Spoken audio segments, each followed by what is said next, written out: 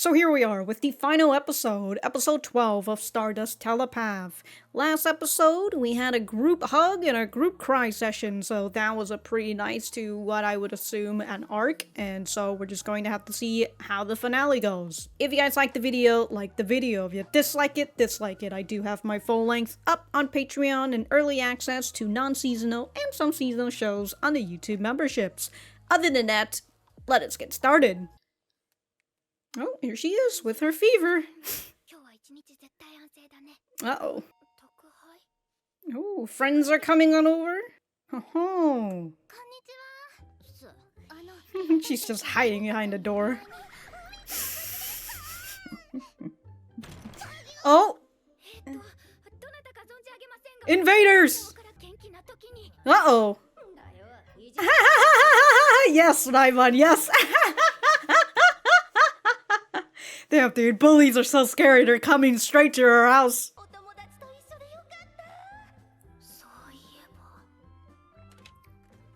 Damn, she had it locked and everything. I could not believe she had friends. Can't believe she's a big sister. Well, it's the little sister that's competent, right? You're gonna get sick too, you. Is she pregnant? What? Convince.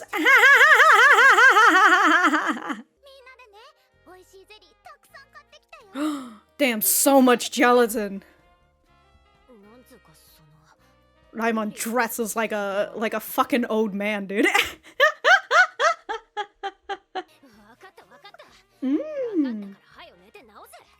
I'm giving her pets and everything. What a tsundere.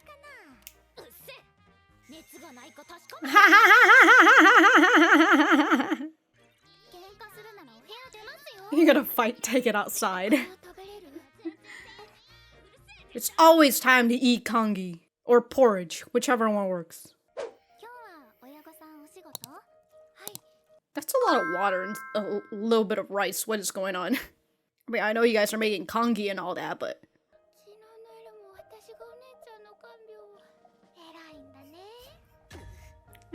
Sense of guilt. Damn. She just fell asleep. Yeah, she just fell asleep while standing. Put her to the couch. You're gonna...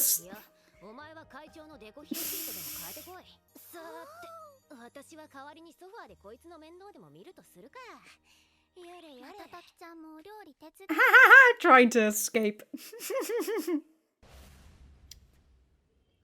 Here she is, having a fever dream.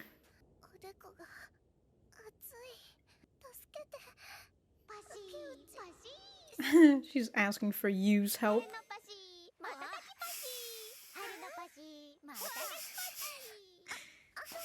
She sees the oasis. What about my forehead? Uh-oh! Oh no!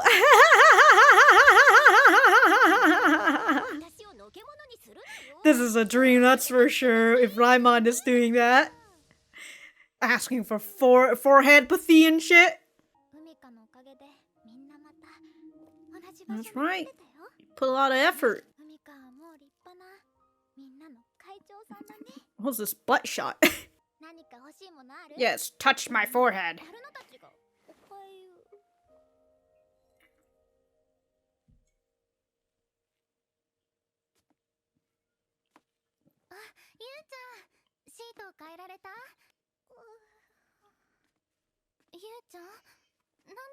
Damn, dude. What happened? Oh! Oh, somebody's so flustered, huh? Oh!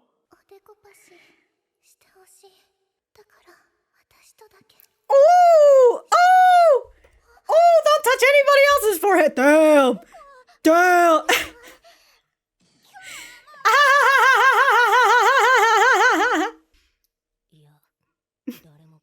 She's sold out for the day.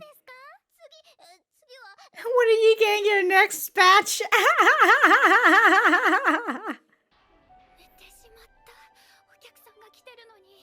You were tired, so it's alright.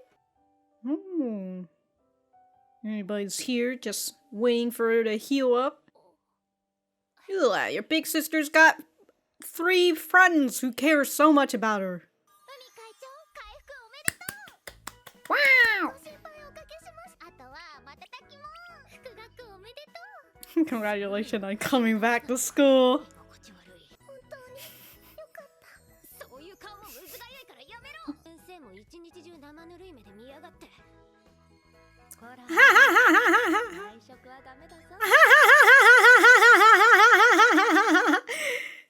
She's scolding you, but also is very happy at the same time.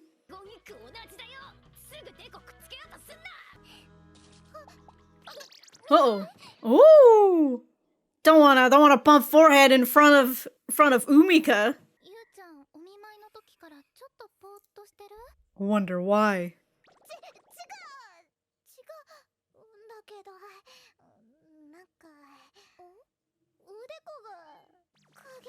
Does that mean you got a fever?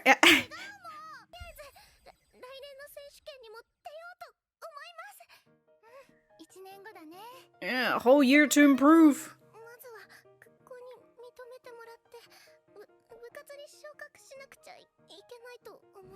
So the same goals. Just show off to all the alright, I don't know. No. Naimon says with a smirk.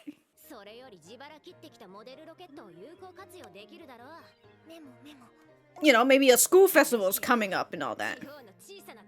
Unleash our fury on small local tournaments. Hell yeah. Yeah, let's go beat these small fries. Hell yeah.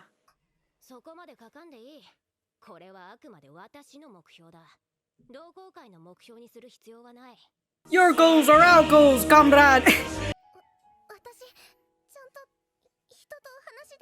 Alright. Alright, you want to get better at your speeches as well? You can always take public speaking classes, you know? Alright.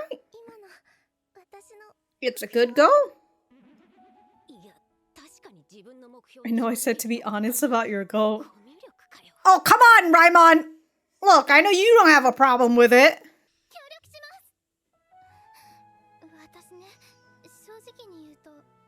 You haven't yet. And you're just following along? Well, that's your goal, huh? To get a goal.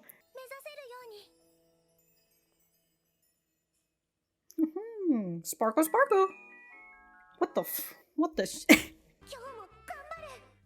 Oh, here she is. Oh.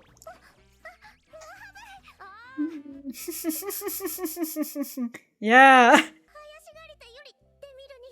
Look at her. Oh, you know, she's not stuttering as much and she's fucking yelling it out, so...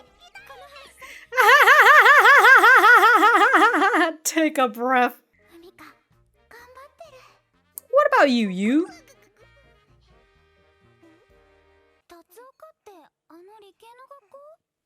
Ooh, it's a STEM school, too. Ooh.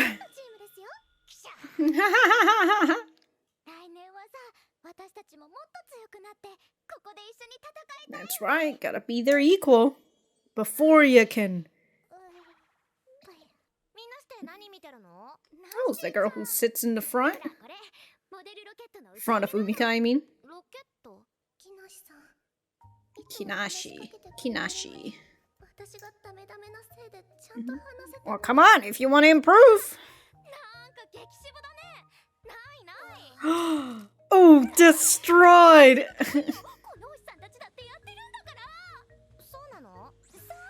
Oh shit, dude, the fan club's protecting her. Oh, it is a bit bland. Nashi?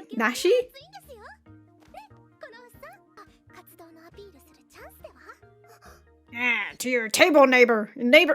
Desk neighbor.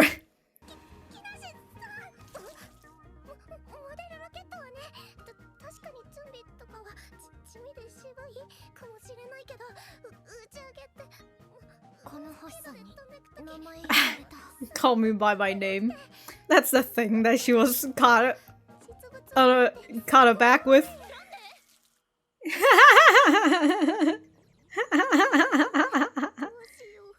When you talk to an outsider.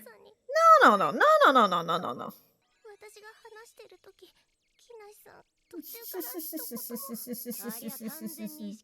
She totally tuned out.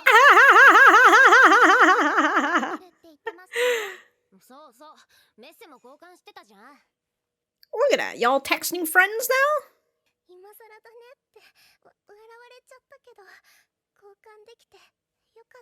Better late than never, huh? I like that Yuu's the one who's not in a chair at all. Yeah, look at Yuu, just been watching her intently, but can't even return her gaze? Come on now, Yuu.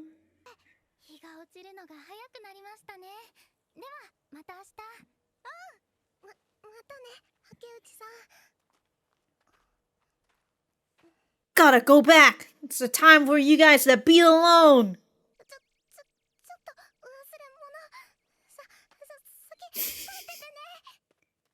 I left something behind.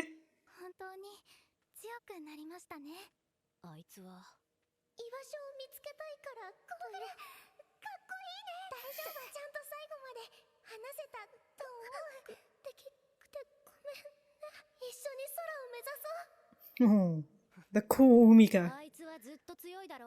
She's always been strong, that's right.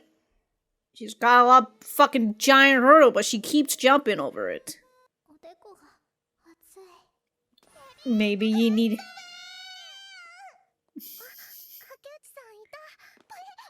Maybe you need a little forehead touching, you know, to get that hotness out.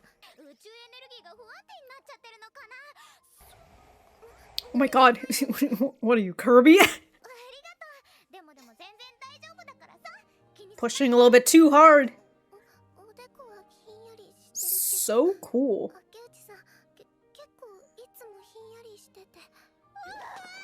What is she, cold-blooded?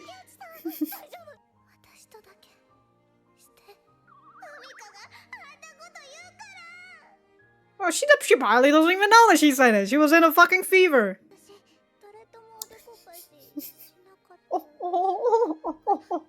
Haven't kissed anybody today. Oh.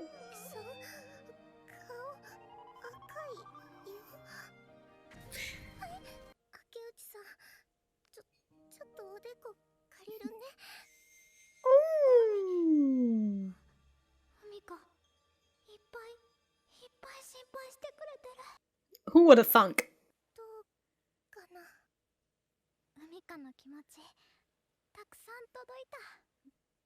Good. Mm-hmm. Shining so brightly. Like a lighthouse? Lighthouse? Is this an orchestra version of the ending?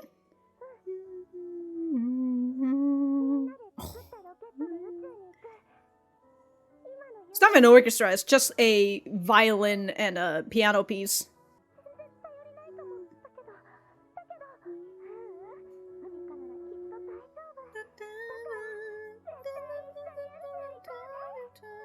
No, this is the opening. the piano just... Oh! Yeah. Look, the cello just fucking kicked in. Okay, now this the orchestra kicked it. Oh, what a fucking beautiful piece. Okay, for a second there, I'm just like, sorry, I can't read alien language, but that was it saying Stardust Telepath final episode. Alright. Alright. God, I'll say what I want to say after this, but I'm gonna go write my notes and we will be right back to the center. You know what I was saying about how Daimon dresses like an old man? Or actually, I guess her style is really, you know, she's a tomboy, so like she's dressing much more boyish. So she's like wearing beige pants. Has like a it's like a fanny pack. It's the same thing that I have. I have like those the shoulder sling bag or whatever, right? She has it in the front. She's wearing a fucking she's wearing like almost like a dress shirt. It's so pinkish and like a white shirt in it. God, she dresses so much like just like a dude. It's great. It's like a fucking guy who's like in his 20s would dress. I watched the video with the rest of the volleyball team. Okay, that rocket really went flying so intense. All these emojis. Konohoshi-san, good luck with your club. Right? So she sent a picture of herself. You were way intense during lunch as well. She just has smirk emoji. Her fucking profile pic is just her earrings. I mean, and her ear. You know, somebody with an ear fetish is over here having a good time right now. Alright, so that was episode 12 of Stardust Telepath. Let me know what you guys think about this episode and the anime as a whole in the comments down below. You know that I always like talking to you guys. For me, I thought that this was a great finale. Fantastic. It amped up the idea of romance because we've been having a lot of Yuri moments here and there, but not fully the idea of, you know, potential romance between characters. And so here we've got Yuu, who's feeling all flustered and stuff, you know, not being able to do the thing that she typically does to Umika. So it's fantastic. I love that. And I love that this episode just continues on, right? It just continues on with some of the bits. We kind of have a little bit that really gives a vibe to the finality of it, where the gang minus Yuu tells their goal. From what we heard, Raimon's goal is to beat the small local tournaments, you know, improve to eventually defeat Kei's group. She's still just gotta... they're just their enemies, not her enemy now specifically. She's set her sight on just defeating these STEM group.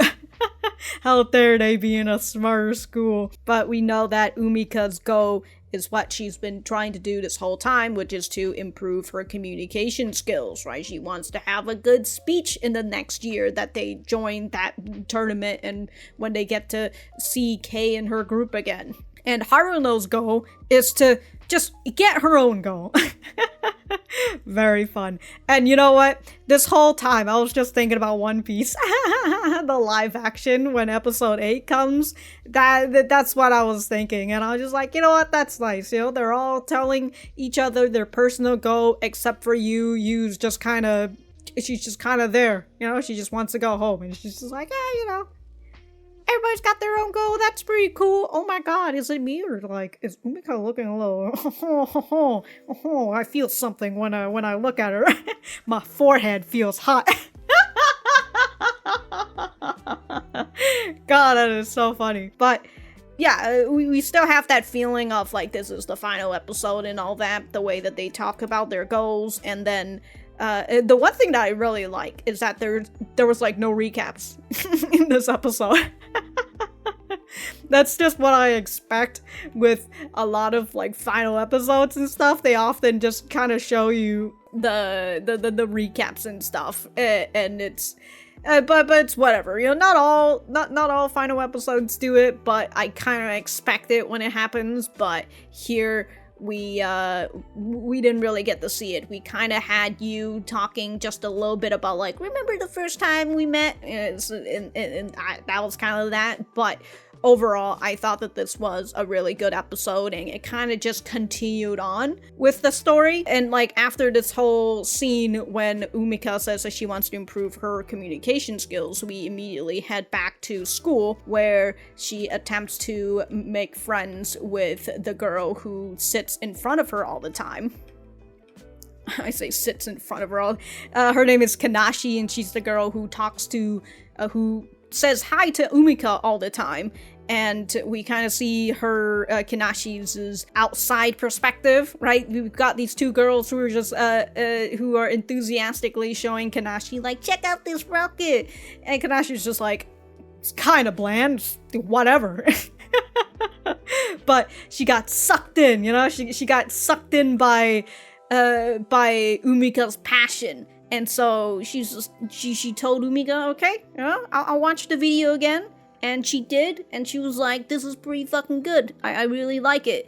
So we've got yet another fan who's in support of this rocket club. So fantastic, dude. Umika's continuing to gather all these people together. So that's one more potential friend for Umika. So that's good for her. You know, she's continuing to improve on her communication skills, even if she's a little awkward about it, right? She still managed to be able to to bring out her passion and be able to have it translate perfectly for the most part to the people around her. When I said that there wasn't a recap, technically there kind of was with this spot right here, as Daimon was thinking about all the times that she and her were spending time together, you know, all the turmoils that they've had with one another. And Daimon goes and says that Umika has always been strong. And yeah, I agree. And I do like that it's coming from Daimon, because Daimon, when she first met Umika, she was just kind of like, I don't like this girl because she's so timid. She doesn't say what the fuck she wants to say. Kind of like when they first met in middle school or something, when Umika goes up to Daimon and then she just couldn't say it, and Daimon's just like, why the fuck you call out to me if you can't even talk to me? You know, get the fuck out of here. So it's a very big change for someone like Daimon, for her to finally come to the understanding that, oh no, Umika isn't weak, she's always been strong, right? She has a very big hurdle over her, aka her social anxiety, and despite her constantly failing over and over and over, she manages to pick herself back up and try again despite getting hurt. She was the person who picked Daimon up as well, right? So, and Daimon, you know, kind of comes to the understanding that, yeah, she is weak, and Umika is just so much better. You know, she's the Giga Chat. kind of like when Umika had a fever, and she dreamed that you won't use her forehead pathy on her anymore because of that one time she pushed her away because Umika just wanted to do all the things by herself. So, in her fever and sickness, you know, she's out here grabbing you and just whispering into her ears, I don't want you to use your forehead pathy on anybody else but me. Unexpected Riz. Oh, fantastic, dude. Fantastic. Again, this gets you to be flustered throughout the entire episode. Very fun. It's a whole different side that we don't really see from Yuu all that much, because again, in the beginning, she was the person who was getting Umika flustered and just constantly being very close to her and having a lot of skinship, you know, touching foreheads and all that. And now here she is, unable to do it herself, and she can't even meet the gaze of Umika, despite continuously staring at her. But they finally touch forehead towards the end of the episode. Good for them. And you got to see how worried Umika was for her. Good for her, you know, and everything's great again. Good shit, you know, good shit. And the lighthouse just the lighthouse just turns on, which, you know, if we were talking about how because Yuu is here, she's the person who kind of lights up this, who lights up this lighthouse, right? The fact that it just turns on, it's just like, oh, that's fucking cool, I guess. It's an interesting bit. I don't know if, you know, that ever gets addressed or anything. But again, we just know that because Yuu is here, she lights up the lighthouse. Maybe this is just Yuu being so happy that she just unintentionally lit it up, you know? Who knows? But overall, great episode, a great finale, and the one thing that I was going to say before I head on over here to here to center, I was like, damn, if only this wasn't a 4-panel manga. Because if it wasn't, I definitely would love to go and read this and get more into the story, because what are like what are the chances of any frickin' Yuri anime getting a second season? I don't expect any Yuri to get a second season, to be honest, unless they immediately make the announcement that says, "Hey, we have a second season" immediately afterwards. For right now, like I just don't have any expectations or hope. So that's why I'm just like, if only this wasn't a 4-panel, because I just cannot get into 4-panel mangas. It just hurts my brain too much. I used to be able to get into some 4-panel mangas. Sometimes it really depends, because some 4-panel mangas, they don't have it like, like one 4-panel, like two 4-panels on like one page. That's usually the kind of format that really fucks me up. If it's kind of something where it's like a 4-coma, but it takes up the whole page, I usually am able to read it like that. But if I remember the last time I tried to read Stardust Telepath, it was more of the 2 4-panels on one page. That fucks me up. And I just can't read it. And so that's my only gripe, is that I wish that it just wasn't in this format. But I might could go and check it out again and see how that goes, because again, there were some 4-panel manga that I was able to go through. Like, I enjoyed Working, and I enjoyed I was gonna say Gamers, but Gamers is a whole different thing. That is not it was this thing that was kind of like Yuri bait, kind of Yuri, maybe, I don't remember, but it was like about like a game company. I just cannot. New Game, I think that's what it might be called. I remember getting into those 4-coma mangas. So there's that. So I don't know. I might give it a go. But if you don't hear me talking about the manga, it's probably because my brain got fried. But here's my opinion overall about this anime. When we first started this anime, it was very moe, very cute overall. And I know that some people don't really like the abundance of kawaii-ness that came from it, and that's totally understandable. You know, sometimes you just don't want to see cute anime girls doing cute things, and that's totally fine. And I was also hoping that there was going to be something more outside of the, cute girls doing cute things. What I didn't expect was the fucking emotions that was going to fucking gut punch me. And when we fucking hit like when we got to like the second half of this anime, like, what in the absolute shit, dude? Actually, you know what? It all really started by the introduction of Raimon. Like, Raimon came in and it was just like, holy shit, dude. I'm just getting hit in the fucking gut by this goddamn tsundere almost every single freaking episode. And I begrudgingly love it.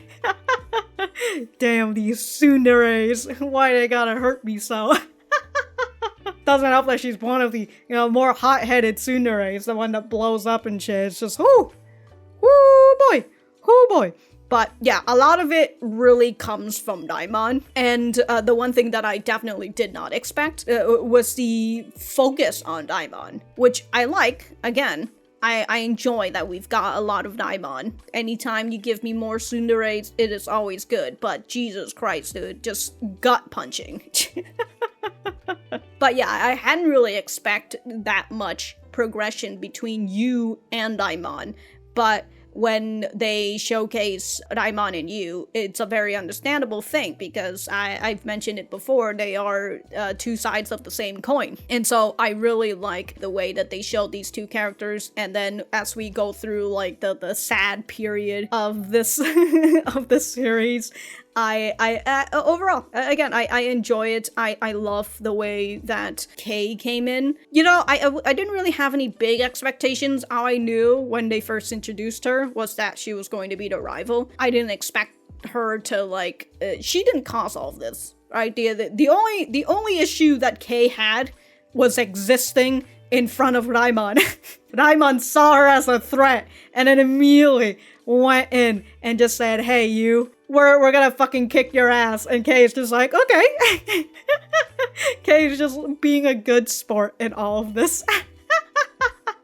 I love having a nice, healthy rivalry.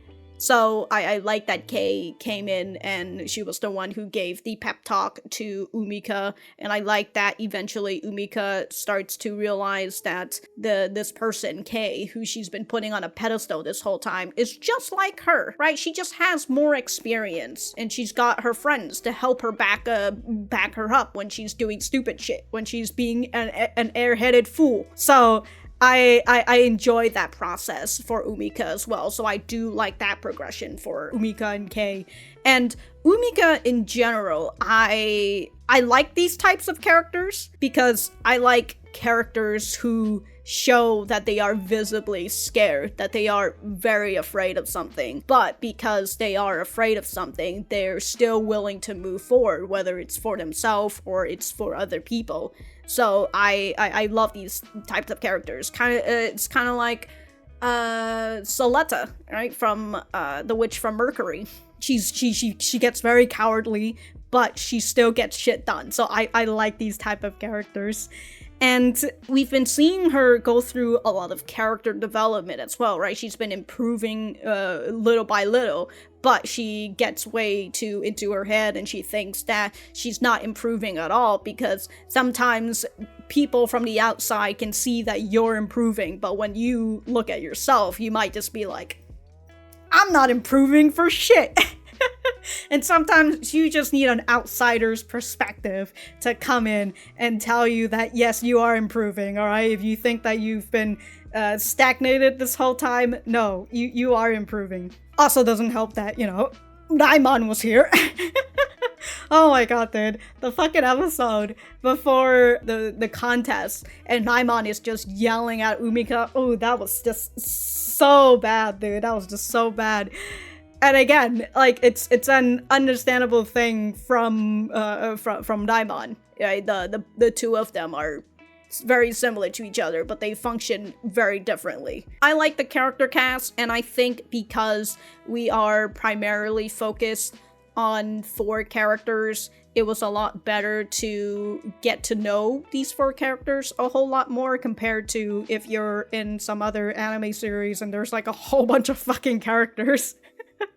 It can be a little hard to try to give everybody the good amount of time that they should get in order for you to be able to flesh out their characters. I have mentioned that Haruno is the person who hasn't really done all that much, but I think that towards the end, after the tournament and everything, right after Haruno got her own episode and her coming to terms that, yes, I am a person who has no dreams, and that's why I'm kind of just following other people, but now I want to get my own dreams, or I want to get my own goals and do something for myself for once instead of doing things for other people. I think that has been a really good progression for Haruno, and it makes me think about Yuu. And I was just like, Yuu is the person who had been rather stagnated for the most part, because her goal, as we've learned, is that she wants to go back to her home planet. And other than that, it's like, is there anything else that she's really doing other than, being the supportive person? We see her go through a bit of a sadness phase, just like everybody else in the goddamn group when it happened. But I felt it was very fickle. It just kind of, it was there, and then it was just, okay, we're back to the same thing that we have. But while I was thinking about that, after Haruno's episode, we got this episode where now it seems like Yuu is going through her own little change, and that's her feelings for Umika. I enjoy that change, albeit, this is really a change that we will have to continue to see in the manga or in the mythical second season. It's a nice change either way, so I love it. I love the entire character cast. It is just so fucking good. And again, this anime that first started off very cute, very moe and everything, didn't expect the fucking drama that were to happen. But I welcome it, and I love it. It's great. It's fantastic. I don't even have to say anything else for you to know that if I had to give this a rating, it is a fucking 8 out of 10. And you know what? It might change, and might change for the positive if I were to watch it again, you know? If there's an English dub. I feel like there might be an English dub. I don't know. I'll figure that one out. Other than that, I thought that the animation, the composition, and like the coloring of this entire anime was just wonderful. This animation felt consistent for me. I hadn't really thought of anything that was like a little that stuck out in terms of like a bit of a downgrade in quality or anything, but like the color grading and the way that they showcase like the sky and just overall like the mood of the atmosphere, especially when it comes to like very lovely moments. I thought that they did fucking fantastic in that. Overall, I love the color palette of this anime as well. It's just so good. I love it. That's all I have to say in my non-artist's term. Well, I don't draw. I don't know what the fuck I'm talking about in terms of art. And then there's the music, which I thought was very fitting, but they added some other types of instruments that really gives that weird alien vibe to the song. And I really enjoy it because it really just feels like, you know, a music that you'd see in a slice of life anime when they're in school and whatever, but then there's always that weird instrument that hits, and I'm just like, oh, you know, we are talking about aliens and stuff, so that, you know, that's nice. Oh, you know, I totally forgot to mention about how like the episode, the anime structure, it kind of started off with like, oh, I've got a dream to go into space, you know, to find where I am. But then the moment they kind of started the club and then they met Kay and then they got into like the tournament, it really went into the structure of a sports anime. Which I don't really have a complaints about because I like the structure of sports anime. Right? All sports anime always have the same type of structure. It might like be, they might have like a restructure from time to time, but it's always the same format. It's always the same type of formula. And I thought that was kind of how the anime was starting to get into the sports anime formula. And I don't have a complaint about that. I think the sports anime formula works. and I did think that it was funny that was where we were going towards. Anyways, I think I was talking about the music. I do love the composition that they put towards the end of episode 12, this episode, where they were playing, it was first a piano piece and a violin, it was a violin and piano accompaniment. Anyways, and then it kind of feels like it's not like a full-on orchestra, but like, you know, we hear like a cello coming in. It was either a cello or the big bass thing, but I think it might be a cello just because it didn't sound that deep. And it was like it was a rendition of the opening, and I thought that was really nice too. I was just like, wow, I always love when they play the song, when they play like a song that has been played before and it, you know, gives a big meaning, or they give a orchestra rendition of the opening or ending. Always fantastic. I really enjoy strings, so I love anything that has orchestra in it, but I also enjoy when it's like a full-blown orchestra instead of just a what you would call it would be, I think, a string orchestra, right, of just violins, violas, cellos, and I don't think they're called basses, but well, I'm gonna say basses for now. Yeah, I do love just a whole set of just string orchestras, but like a full-blown orchestra is always fantastic as well, but usually it's a lot of just string orchestras, and I love strings. I used to play violin back in high school. Not good, not perfect, probably horrible. But I have a lot of memories of string orchestra, and so anytime I hear, even if it's just like a nice piano and violin accompaniment, it's great. I enjoy it. So I love that they had that string rendition of the. It's the opening. I thought it was the ending at first, but when that piano was going da da da da da da da da, I was just like, okay, that was the opening. I would say out of all the anime I watched this season, this soundtrack, Stardust Telepath, is probably one of my favorite. It might be behind or in front of the Apothecary Diaries. But when it comes to the Apothecary Diaries, I like the music. I like the scores that they have. I don't think they have scores. I like the instrumentals, and stuff. I'm not really a big fan of like the songs that they've got. The 3-4 songs that they've got in there, not really a big fan of that. But if it were just the music that they were showcasing with all like the great, the much more ancient, older instrument, the Chinese instruments with like the strings. Oh, dude, those are great. I love them.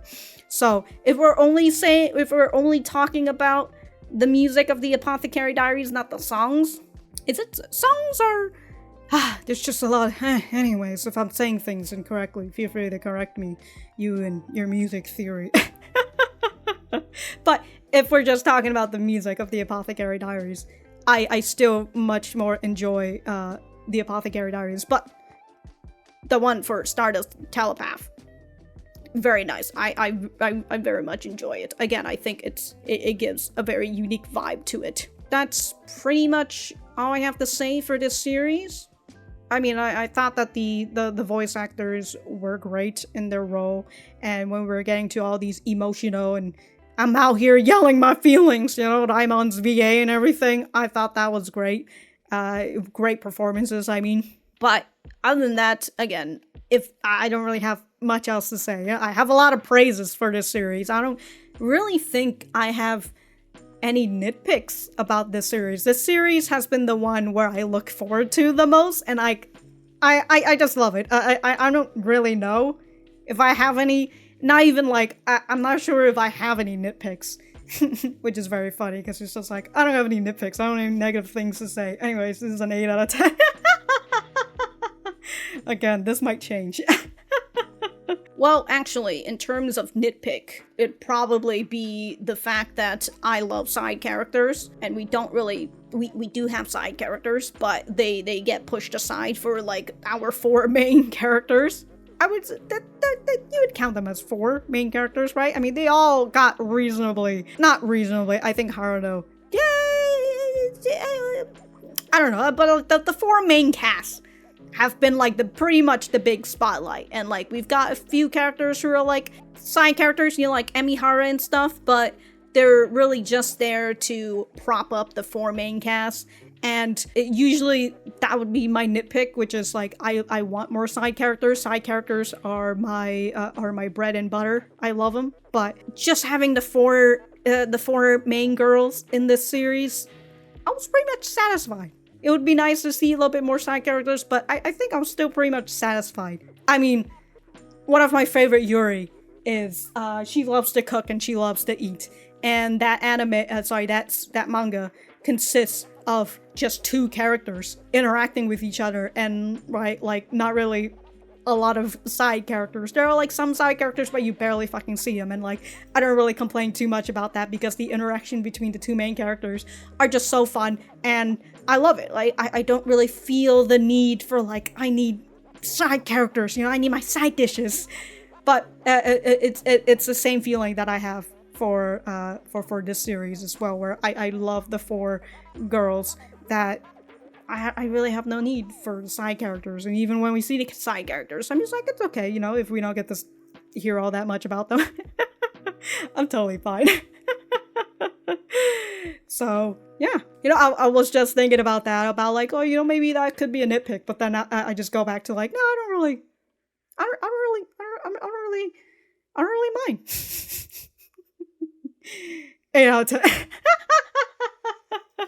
If I have anything else to say, I will write it in the description down below. Thank you guys for sticking around for this series. I appreciate you guys, and I'll see you when I see you.